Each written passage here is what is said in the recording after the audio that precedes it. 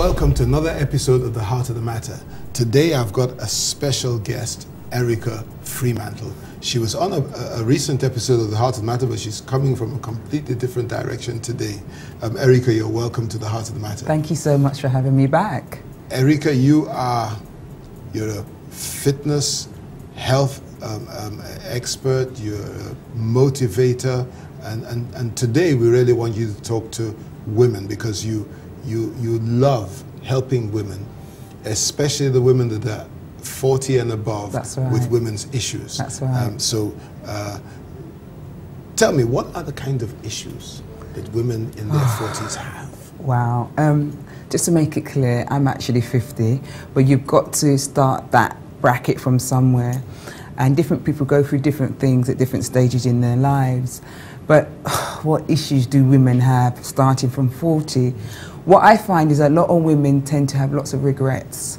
Things that they should have, could have done, they thought they would be able to do before they got to 40, and they left it too late. Well, I never think it's too late, but they've left it late. So there are lots of regrets. And what I've noticed is that a lot of women always talk about the past like it was dead. Okay. When I was in my 20s, when I was in my 30s, but they could still achieve the same things. Depends on their mindset and the people they have around them in their 40s and 50s. I mean, we're not dead. One thing that just occurs to me now is you're talking about these issues for women, and as you speak, it sounds like, but men have the same issues. What's the difference? Why is it that men apparently are able to get over these issues where women, need a lot more help? I think you're absolutely right when you use the word apparently. I think men deal with it differently. Women tend to talk to each other, even though I don't believe that we talk enough, but women tend to talk to each other, whereas men just get on. But it doesn't mean they're not feeling any kind of emotional or spiritual pain. They just deal with issues differently. Now, let's get back to the women's issues. What are the typical issues what are the most common issues? Okay. The most common issues that are global, because women are women and women are women across the world, and pain is pain. And a lot of issues is weight. Okay. Wow. Weight. Not eating correctly, not exercising properly, always procrastinating, and living on the had been. Weight is an issue, and blood pressure, and trying especially in this part of the world. Especially in this part of the world, which is obviously Africa, but also trying to be who you were at 20 and not realizing that your life changes every 7 years. There's a 7-year cycle, and there's certain etiquette that comes with as you get older. And what we find is that a lot of women tend to be stuck, and they're not sure or where to go. And as women get older, believe it or not, we find that they become a lot more insecure. Okay. So yeah, they're the main things. Let's talk about weight, because the African woman tends to be, to weigh more than the typical Western woman. So how would you help a woman deal with the weight issues? Can I firstly say, I think Nigerian women are the most beautiful women in the world. So do I. Regardless of their shape, their physique. If I had a quick wand, I'd say get over it and just deal with who and what we are, because we're very influenced by the Western world. But secondly, obviously, I know that when you used to be a certain weight, because none of us were born the size that we are, so it's about controlling your diet. But I would say to people, it's 70% your diet, 30% exercise. And there are different types of exercises. There's cardiovascular, which is a lot of hard work. When you get over 40, you don't want to be running and doing marathons or doing high impact aerobic classes. And what I found that works better for the older body, 40 plus, is a thing what they call Pilates, which I'm an expert in, and I love it. It gives you results. Give us some Pilates. Okay, some Pilates talk. Pilates is about stretching. It's an old, it was created by someone by the name of John Pilates. But I actually think it was created from Africans myself, but that's my own opinion. But Pilates is about stretching and toning the muscle. and staying in a stretch pose for quite a long time, elongating the muscle. And once the muscles are elongated, it then burns the fat around that area. So you're stretching. So if you can imagine something and you're pulling it, that's what Pilates does to the body. But you do need to do that under guidance. Without a doubt. I think it's one of the most, the exercises, if it's not done properly, it can cause a lot of damage. Yeah, yeah. Okay, now, all right. What are the other sort of physical? Because I want to talk about the mental issues. Okay, yeah. But what are the physical? So there's the weight, there's weight, there's blood pressure, there's insecurity, which, you know, can be visual because, again, you didn't mention it, but I'm also an international celebrity makeup artist to a lot of stars around the world. Many years of doing that. So you see the insecurities, whereas we see them on the That's in right. films and we see the aesthetic beauty. I actually had to deal with the insecurities, and trust me, 99.9% of men and women that we see on TV are normal people going through really major insecurities. So insecure that you would never even see them without their makeup. Wow. So much to talk about.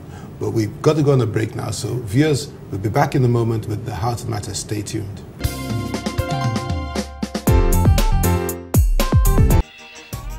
Watch your favorite Heart of the Matter episodes online at www.theheartofthematter.tv. Also check out exciting behind the scenes photos. Leave your comments and like us on Facebook.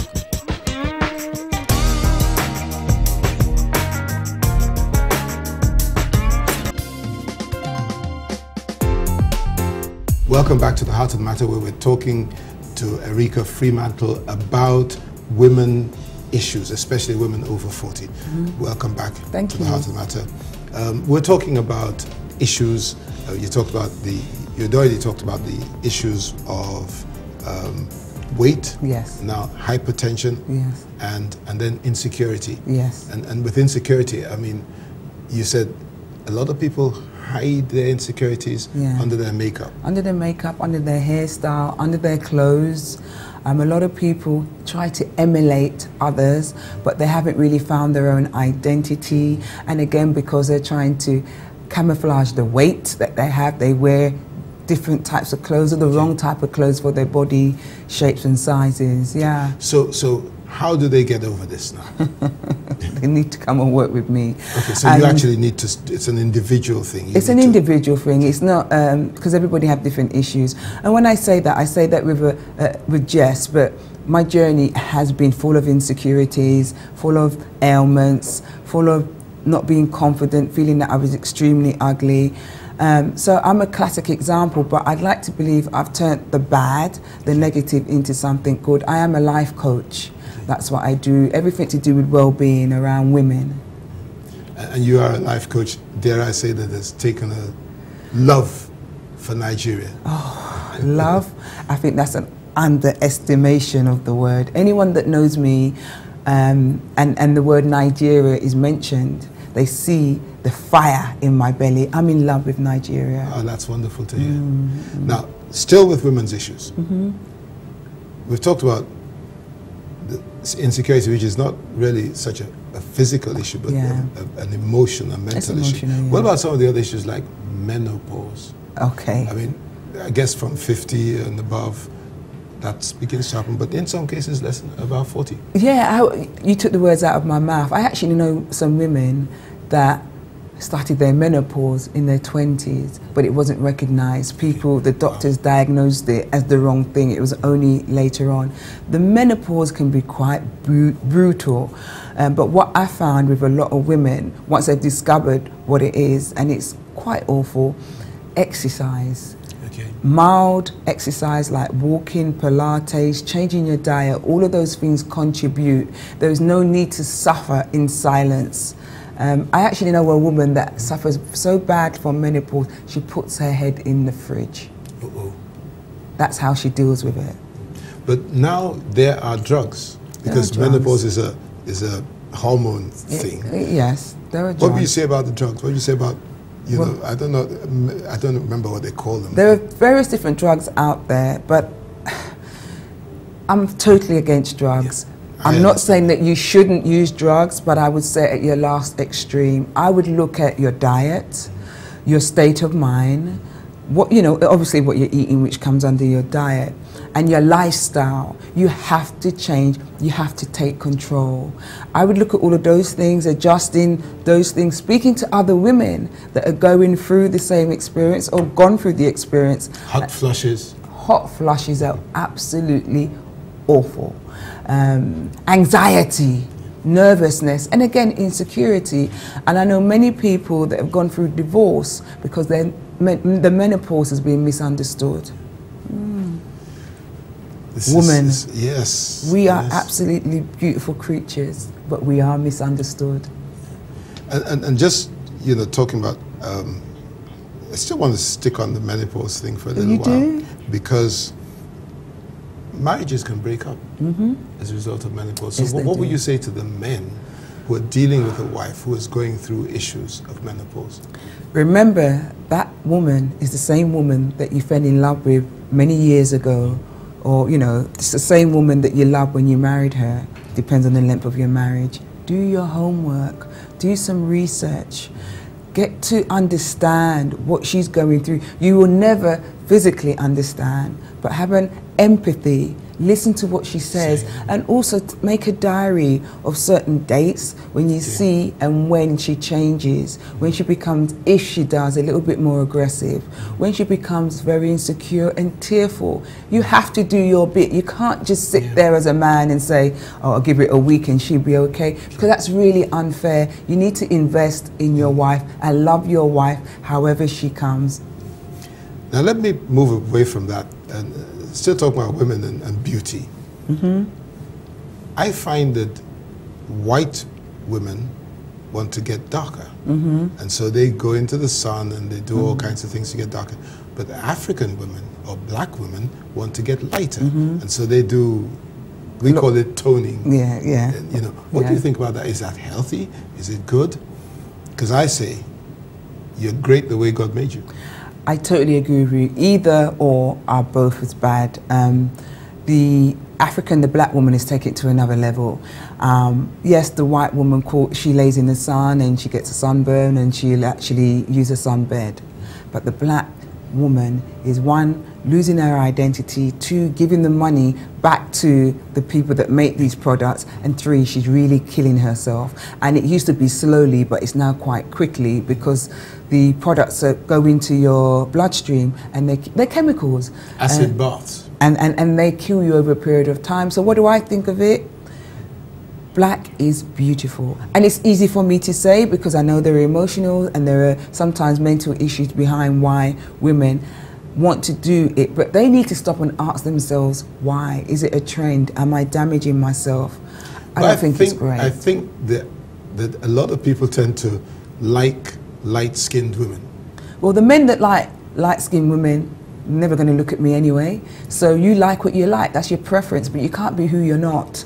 And women should try to, we have to have ownership of who we are. So yes, he likes you as a dark-skinned woman that's lightened her skin, that's obviously dark-skinned, so he's going to move on anyway. You know, it's only temporary, it's not real, it's not who you are. Okay. Still talking about beauty, still talking about beauty, because that's something that you've done. Yeah, you know, 35 years experience. Now, I just want to ask a personal interest question. Yes.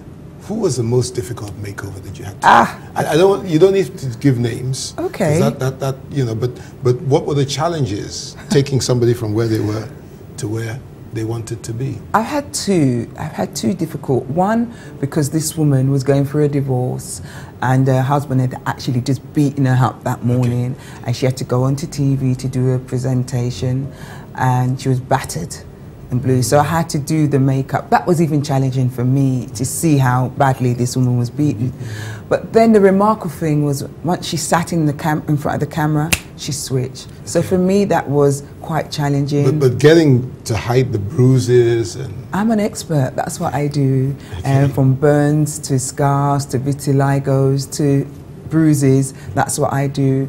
But it's more the emotional things behind it that, you know, bothers me. And another one was she's now a supermodel, and I won't name any names. but she knew it all.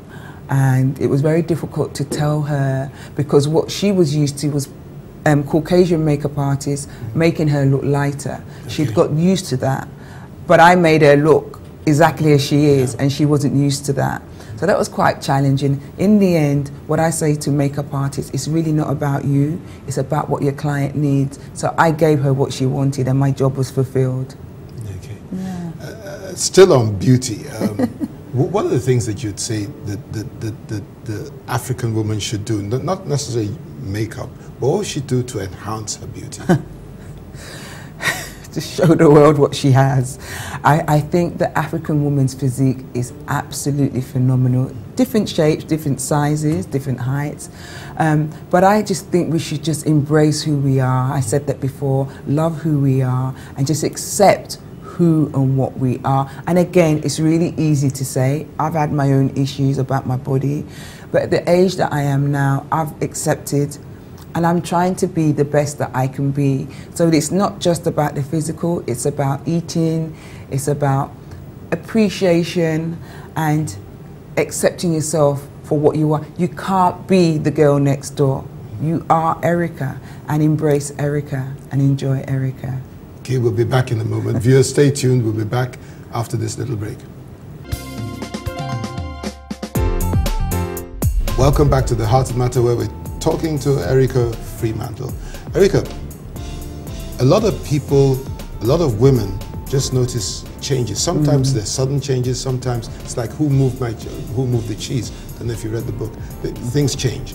What should women look out for? What are the changes? How do they recognize if something is going wrong? There's so many things that happens to the human body, and I personally believe that you should start looking at awareness of the body from in your 20s. Not everybody's as fit mad like me. So I haven't really put on that much weight. However, I've had a few scares in my life where I found a couple of lumps.